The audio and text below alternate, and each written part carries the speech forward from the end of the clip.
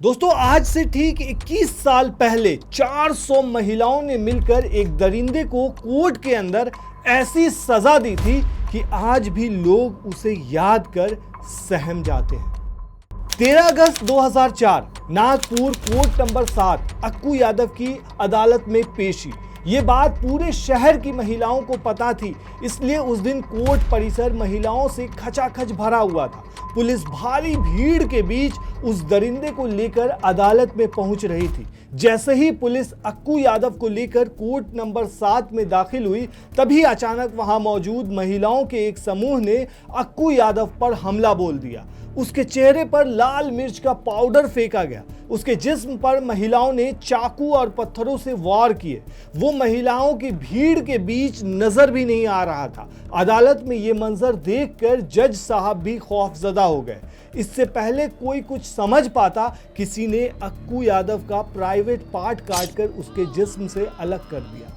कुछ देर बाद अक्कू की आवाज आनी बंद हो गई थी। पुलिस ने अदालत को चारों तरफ से घेर रखा था। मौके पर करीब 400 महिलाएं मौजूद थी। अदालत में बने विटनेस बॉक्स के पास एक आदमी खून से लहूलुहान हालत में पड़ा था, जिसकी सांसें थम चुकी थी और जिस्म ठंडा पड़ चुका था। खून से उसके सफेद बाल भी लाल हो चुके थे। अदालत में अक्कू का कत्ल हो चुका था। वहां मौजूद सभी महिलाओं ने जज से कहा कि उन सब ने मिलकर वहशी दरिंदे अक्कू को मारा है और उन्हें गिरफ्तार कर लिया जाए। ये कहानी है दोस्तों उस दरिंदे की, जिसकी वजह से 1971 के आसपास नागपुर के इलाके कस्तूरबा नगर में लोग खौफ में जिया करते थे। अक्कू यादव ने इतनी महिलाओं के साथ किया था कि कस्तूरबा नगर झुग्गी बस्ती के हर दूसरे घर में एक रेप पीड़िता रहती थी। जब भी वो इलाके में निकलता था तो महिलाएं घरों में छिप जाती थी और अपनी बच्चियों को भी छिपा लेती थी। लेकिन जितना वो शख्स कुख्यात था, उससे ज्यादा चर्चाओं में उसकी मौत आ गई थी। कौन था वो भरत कालीचरण यानी अक्कू यादव? कैसे उसका खौफ पूरे नागपुर में फैला और महिलाओं ने सरेआम उसे कोर्ट में क्यों मार डाला? चलिए आज आपको इस दरिंदे की खौफनाक कहानी सुनाते हैं।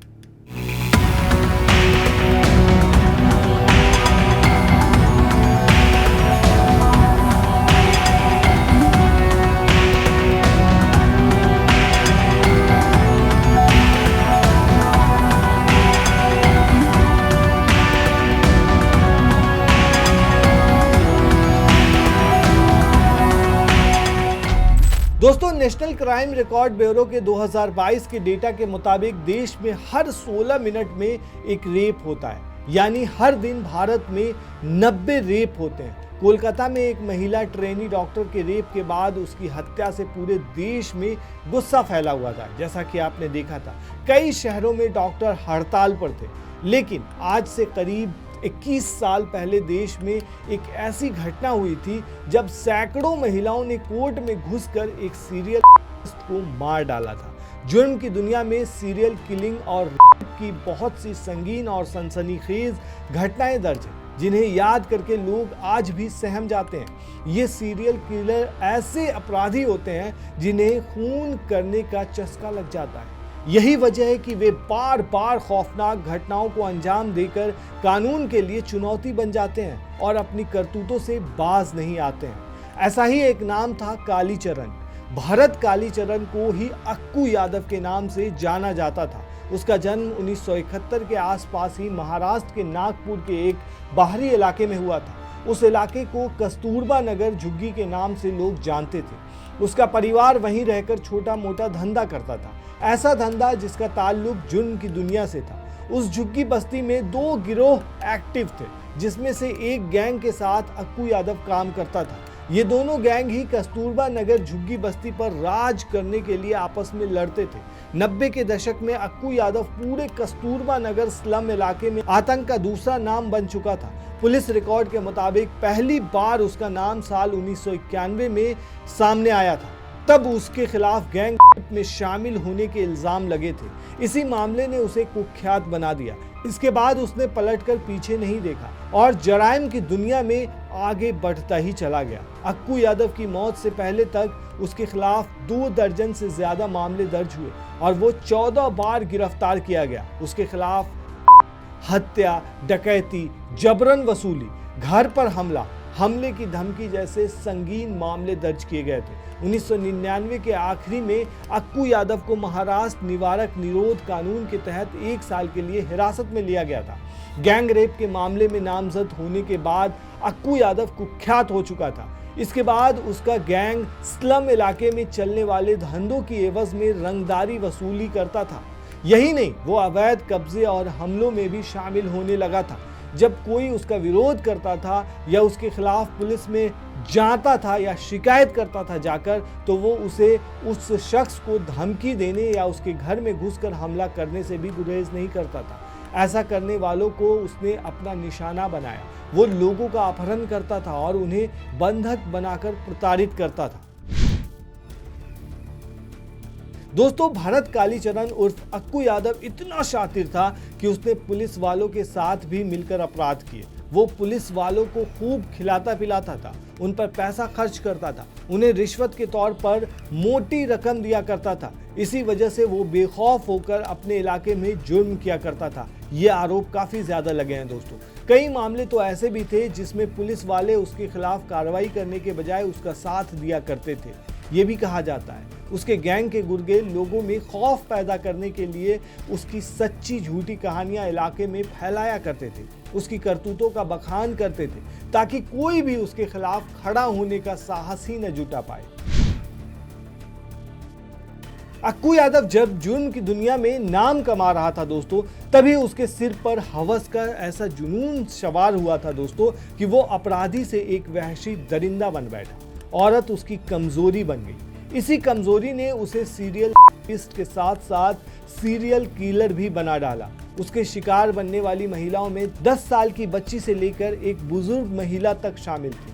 उसके बारे में हैवानियत की बहुत सारी कहानियां पॉपुलर हैं जो लोगों में दहशत भर देती हैं। दरअसल दोस्तों, जब भी वो इलाके में निकलता था तो महिलाएं घरों में छिप जाती थी और अपनी बच्चियों को भी छिपा लेती थी। उसकी आदत थी कि अगर उसे कोई महिला या लड़की पसंद आ जाए तो वो उसे हर हाल में अपना शिकार बनाने की कवायद में जुट जाता था, प्यार से या फिर जबरदस्ती। एक बार अगर कोई महिला उसके चंगुल में फंस जाती थी तो पहले वो बेरहमी से उसकी इज्जत लूटता था और फिर हवस मिट जाने के बाद उसका कत्ल भी कर देता था। वो अपने शिकार को तड़पा तड़पा कर मारता था। उसे न जाने क्या हो जाता था कि वो तेज धार चाकू या उसके जैसे किसी हथियार से अपने शिकार के जिस्म को गोद कर छलनी कर देता था। वो तब तक अपने शिकार पर वार करता था जब तक उसका जिस्म ठंडा न पड़ जाए। जहां वो वारदात को अंजाम दिया करता था वहां हर तरफ बिखरा खून और मुर्दा जिस्म उसकी दरिंदगी की गवाही देते थे। दोस्तों, अक्कू यादव ने इतनी महिलाओं के साथ किया था कि कस्तूरबा नगर झुग्गी बस्ती के हर दूसरे घर में एक रेप पीड़िता रहती थी।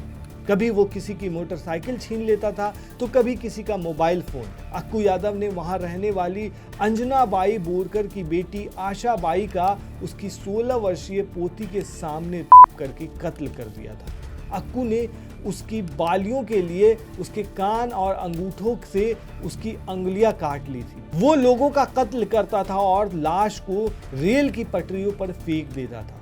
दोस्तों, एक पीड़िता ने पुलिस को बताया था कि एक दिन सुबह करीब 4 बजे भरत कालीचरण उर्फ अक्कू यादव उसके घर में घुस आया था। पहले उसने उनके दरवाजे पर दस्तक दी। जब अंदर से पूछा गया कि कौन है तो उसने जवाब दिया कि वो एक पुलिस वाला है। जैसे ही महिला के पति ने दरवाजा खोला, अक्कू ने उस पर धावा बोल दिया। यादव ने अंदर घुसते ही महिला के पति पर चाकू से वार किया। उसकी चाकू उसके पति की जांघ में लगी और खून की धारा बहने लगी। फिर अक्कू ने उसे बाथरूम में बंद कर दिया और उसकी पत्नी को बालों से खींचकर अपने साथ एक सुनसान जगह ले गया, जहां उसने महिला को बंधक बनाकर उसके साथ किया। इसके कुछ घंटे के बाद उसने महिला को रिहा कर दिया। अक्कू यादव ने एक बार शादी के तुरंत बाद एक महिला को अगवा कर लिया था और उसके साथ यही काम किया था। उस वहशी दरिंदे ने एक महिला को उसकी बेटी और पड़ोसियों के सामने तड़पाया था और फिर सरेआम उसके जिस्म के टुकड़े टुकड़े कर उसे दर्दनाक मौत दी थी। अक्कू यादव और उसके गैंग ने एक महिला को उसकी डिलीवरी के महज 10 दिन बाद गैंग का शिकार बनाया था। इसके बाद उस महिला ने खुद पर केरोसिन डालकर आग लगा ली थी। दोस्तों, भरत कालीचरण उर्फ अक्कू यादव के एक पड़ोसी अविनाश तिवारी ने गैंगस्टर अक्कू यादव के खिलाफ पुलिस को रिपोर्ट करने की योजना बनाई थी, मगर वो ऐसा नहीं कर सका। इससे पहले ही अक्कू यादव ने उसकी हत्या कर दी थी। ये घटनाएं तो केवल वानगी भर हैं दोस्तों। अक्कू यादव ने ऐसी न जाने कितनी ही वारदात को अंजाम दिया। आए दिन उसकी करतूतों में इजाफा होता रहा, जिसकी वजह से पूरे नागपुर में पुलिस जनता के निशाने पर आने लगी थी। लिहाजा पुलिस ने उसके खिलाफ कार्रवाई करते हुए साल 2004 में उसे जिला बदर करा दिया था। उसके बाद अब नागपुर शहर में उसकी एंट्री बंद हो चुकी थी, लेकिन वो फिर भी छिपकर शहर में ही रह रहा था और उसका काम भी जारी था। अक्कू की दबंगई को लेकर इलाके के मर्द भले ही डर से खामोश रहते हों, लेकिन वहां की औरतों के बीच उसके गुनाहों को लेकर गुस्सा बढ़ता जा रहा था। फिर एक दिन उषा नारायण नाम की एक महिला ने उसके और उसके गैंग के खिलाफ आवाज उठाई। उस महिला ने इलाके के लोगों को अक्कू गैंग के खिलाफ जागरूक करने की कोशिश की, जिसका असर भी हुआ। लोग उषा नारायण की बातों से प्रभावित हुए और अपने दिल से डर निकालकर उन सब ने गैंगस्टर अक्कू यादव के खिलाफ मशाल उठा ली। लोगों का गुस्सा और भीड़ का आक्रोश देखकर अक्कू यादव वहां से अपने गिरोह के साथ भाग निकला। भीड़ ने उसके घर को आग लगा दी। अक्कू यादव ने यह सब देखकर फौरन इलाकाई पुलिस की मदद मांगी और पुलिस के पास गया। जब उसे कोई और रास्ता नहीं सूझा तो उसने खुद को पुलिस के हवाले कर दिया, ताकि वो भीड़ और इलाके के लोगों से बच सके। उसके बाद दोस्तों, वो आज का ही दिन था, यानी 13 अगस्त, जब अक्कू यादव की कोर्ट में पेशी हुई 2004 को। अक्कू यादव पुलिस की रक्षा में था। वो अदालत से अस्थायी सुरक्षा की मांग करना चाहता था, लिहाजा उस दिन उसकी अदालत में पेशी होनी थी। पुलिस भारी सुरक्षा के बीच उसे नागपुर की जिला अदालत में लेकर आ रही थी। कोर्ट नंबर 7 में आरोपी की पेशी होनी थी। ये बात पूरे शहर की महिलाओं को पता थी, इसलिए उस दिन कोर्ट परिसर महिलाओं से खचाखच भरा हुआ था। पुलिस भारी भीड़ के बीच उस दरिंदे को लेकर अदालत में पहुंची। जैसे ही पुलिस अक्कू यादव को लेकर कोर्ट नंबर 7 में दाखिल हुई दोस्तों, तभी अचानक वहां मौजूद महिलाओं के एक ग्रुप ने अक्कू यादव पर हमला बोल दिया। उसके चेहरे पर लाल मिर्च का पाउडर फेंका गया। उसके जिस्म पर महिलाओं ने चाकू और पत्थरों से वार किए। वो महिलाओं की भीड़ के बीच नजर भी नहीं आ रहा था। अदालत का ये मंजर देखकर जज साहब भी खौफजदा हो गए थे। इससे पहले कि कोई कुछ समझ पाता, किसी ने अक्कू का प्राइवेट पार्ट काट कर उसके जिस्म से अलग कर दिया। कुछ देर के बाद अक्कू की आवाज आनी बंद हो गई। पुलिस ने अदालत को चारों तरफ से घेर रखा था। मौके पर करीब 400 महिलाएं मौजूद थी। अदालत में बने विटनेस बॉक्स के पास एक आदमी खून से लहूलुहान हालत में पड़ा था, जिसकी सांसें थम चुकी थी और जिस्म ठंडा पड़ चुका था। खून से उसके सफेद बाल भी लाल हो चुके थे। अदालत में अक्कू का कत्ल हो चुका था। वहां मौजूद सभी महिलाओं ने जज से कहा कि उन सब ने मिलकर वहशी दरिंदे अक्कू को मारा है और अब उन्हें गिरफ्तार कर लिया जाए, क्योंकि सभी महिलाओं ने हत्या की जिम्मेदारी ली थी। तो पुलिस ने कुछ महिलाओं को मौके वारदात से गिरफ्तार कर लिया था। हालांकि कुछ दिन के बाद ही सभी आरोपी महिलाओं को बरी कर दिया गया, लेकिन महाराष्ट्र सीआईडी ने अपनी जांच में कहा था कि अक्कू यादव की लिंचिंग की गई है, जिसे 4 पुरुषों ने अंजाम दिया था। जिन महिलाओं ने इस हत्याकांड की जिम्मेदारी ली थी, वे सभी उन 4 लोगों की रक्षा कर रही थी, मगर वहां मौजूद महिलाओं ने पुलिस की इस बात को सिरे से नकार दिया। दोस्तों, आज 13 अगस्त 2025 है। आज से ठीक 21 साल पहले इसी दिन ये पूरा कांड हुआ था। दरअसल इस मामले पर नेटफ्लिक्स की murder in a court room series भी मौजूद है। ये कहानी भरत कालीचरण उर्फ अक्कू यादव की जिंदगी पर ही आधारित है और इसी दिन इस दरिंदे का अंत हुआ था। तो दोस्तों, कैसी लगी ये कहानी आपको? आप हमें कमेंट में ज़रूर बताएं।